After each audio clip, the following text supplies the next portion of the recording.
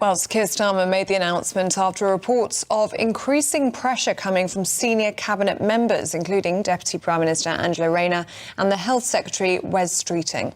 In response, Benjamin Netanyahu, the Israeli Prime Minister, has said his country will not agree to conditions set out by Downing Street, which includes a long-term peace plan based on a two-state solution. Well, Deputy Editor for Spiked Online, Fraser Myers, joins us now. Morning to you, Fraser. Good morning. What do you make of it? Well, Keir Starmer has a special talent for pleasing absolutely no one, and he seems to have alienated all sides in this debate. Of course, as you heard from there, Benjamin Netanyahu has said, essentially accused the UK Prime Minister of rewarding Hamas, rewarding terrorism.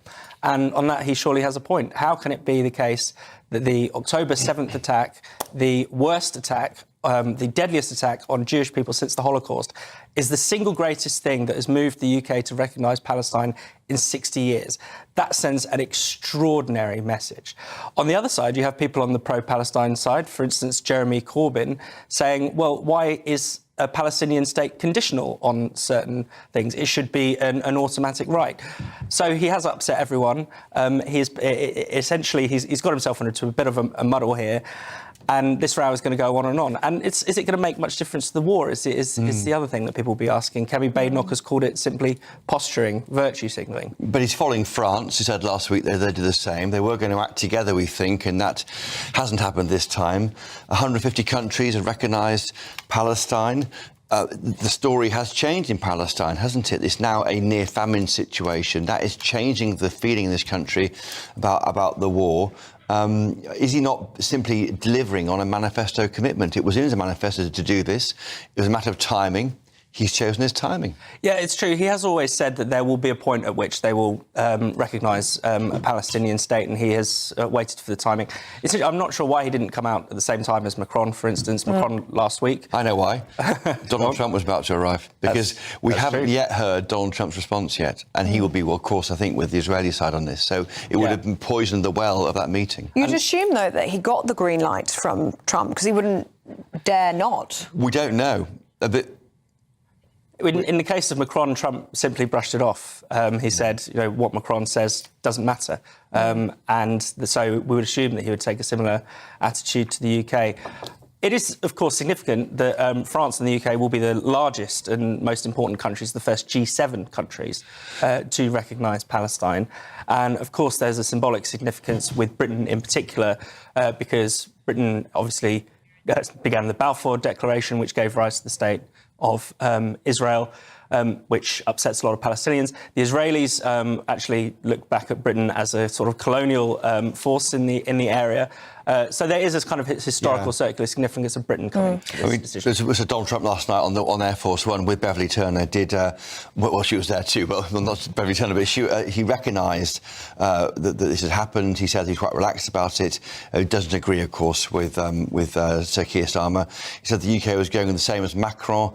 OK, doesn't mean I have to agree. So clearly they weighed it off. I mean, when I was there in Turnberry with Trump, they talk a lot about aid, famine relief, and little about the politics of it. He focused on food, didn't he? He really did.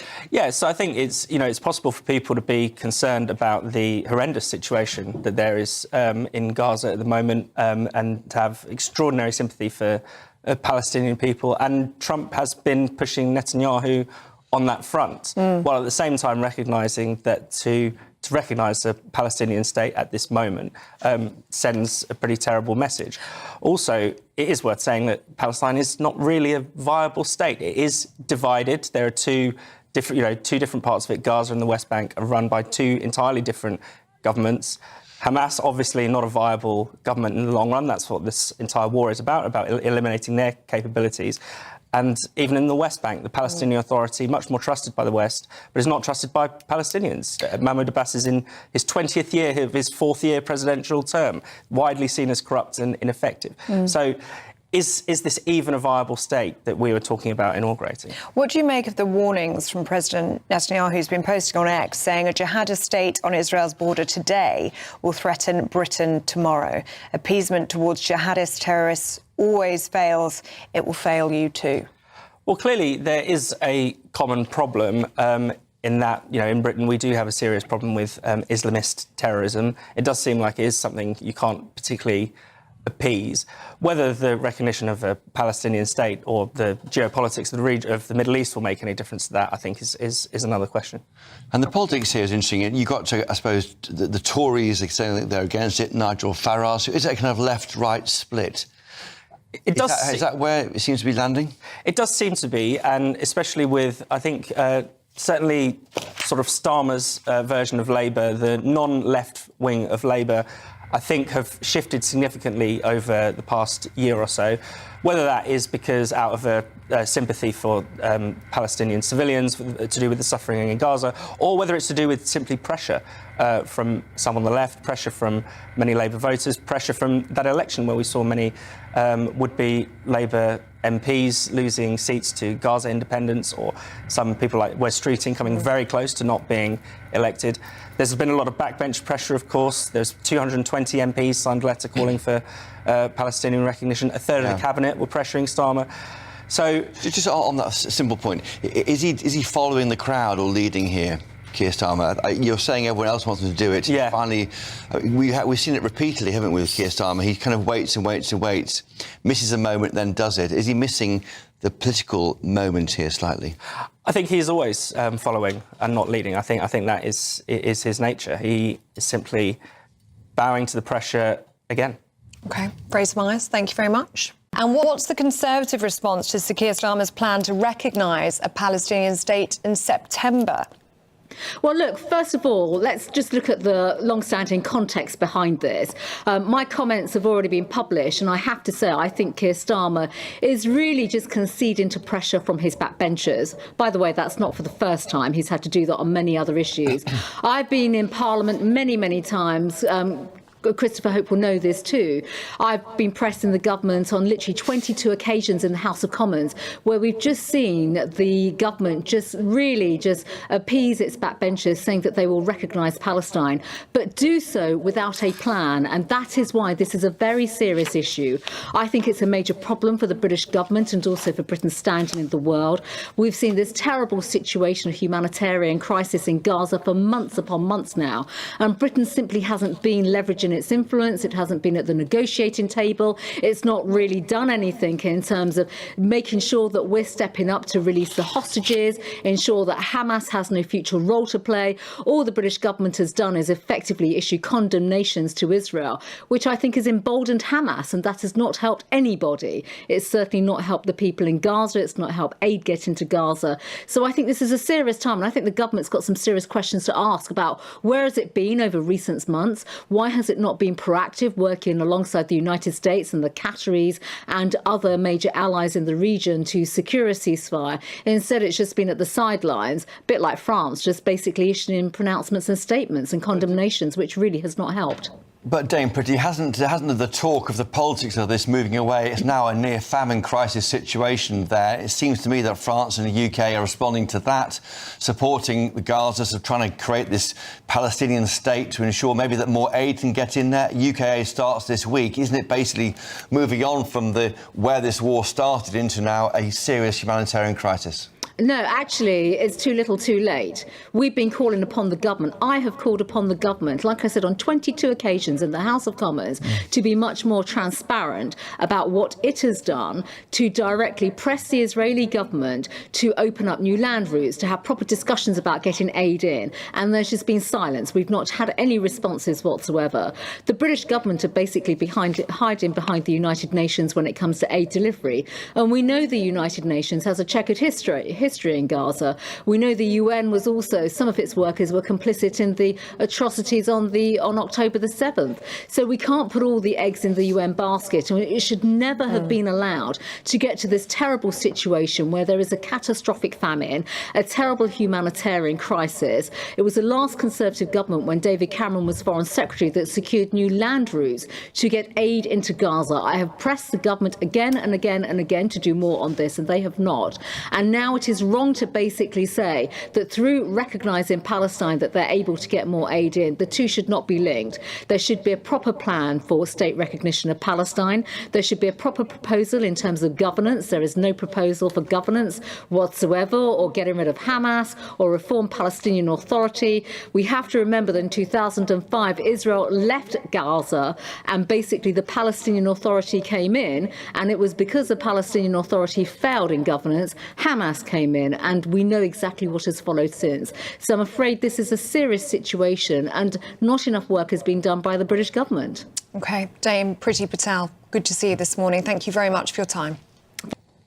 Can I ask you about the UK planning to recognise the State of Palestine unless Israel commits to a ceasefire? We were speaking to Dame Priti Patel from the Conservatives a little bit earlier on, who described the plan as only being designed to appease Labour backbenchers. And she also described it as a plan that emboldened Hamas. What do you say to that? So this is not about Hamas, this is about the Palestinian people, and we need to be very careful not to conflate Hamas with the Palestinian people, just as we shouldn't conflate the Israeli people with the actions of the Israeli government. The truth of the matter is that we have long held a position as the Labour Party, and brought that into government, that we believe a two-state solution is the way to provide lasting security to both Israelis and Palestinians. The truth of the matter is, though, over the last couple of months, the actions of Israel, be that in razing large parts of Gaza to the ground or the effective annexation of the West Bank, and of course we're seeing children starving in Gaza now and their parents being shot at and killed when they're trying to get their hands on the meagre amount of food that is being allowed in. So these actions are actually making the viability of the two-state solution seem further and further away. So we have to act to protect the viability of the two-state solution. And we also have to act to ratchet pressure up on Israel to lift the restrictions on allowing aid in. We are acting with our international partners, where we've dropped British-funded aid, food aid, into Gaza this week, in conjunction with the Jordanian authorities, but that is a poor substitute for the hundreds of trucks that need to be going in on a daily basis in order to take action against the starvation that is emerging now in Gaza. And so it's up to Israel now. They've got 8 weeks to act. The ball is in their court. If they want to be part of the discussions and sat at the table about an enduring peace, then they need to allow aid in, commit to a ceasefire, halt the annexation of the West Bank, and engage in a genuine process about a two-state solution. Yep. But let me also be clear that Hamas need to act too. They need to release the hostages, they need to disarm, and there is no future for Hamas in the governance of a Palestinian state. We've been unequivocal in our condemnation of Hamas. Yep. It's a vile terrorist organisation that has committed appalling atrocities, and so they have to act as well as us needing action from Israel. We know what Keir Starmer wants to happen. It seems unlikely, given the Israeli response, that will happen. What will be the effect of creating a Palestinian state if the UK recognises it? Will it uncork more aid money? Will it be treated differently? Will Palestine have an embassy in the UK for the first time? How will it be different to before? So all of those matters would need to be worked through in due course. The act of recognising a state internationally is to recognise its legal existence. Clearly, if we're going to get to that point of having a safe and secure Israel existing alongside a sovereign and viable Palestinian state, that's a two-state solution, and we have said as a government that we would recognise the State of Palestine at the point in time when it could have maximum effect. And I think the British people watching their television screens are horrified by what they are seeing. The gravity of the situation is clear for all to see, and so we think that that moment is fast approaching now, and we need to use this diplomatic leverage, working with our international allies to try and chart a different course for the region. The bloodshed has to stop.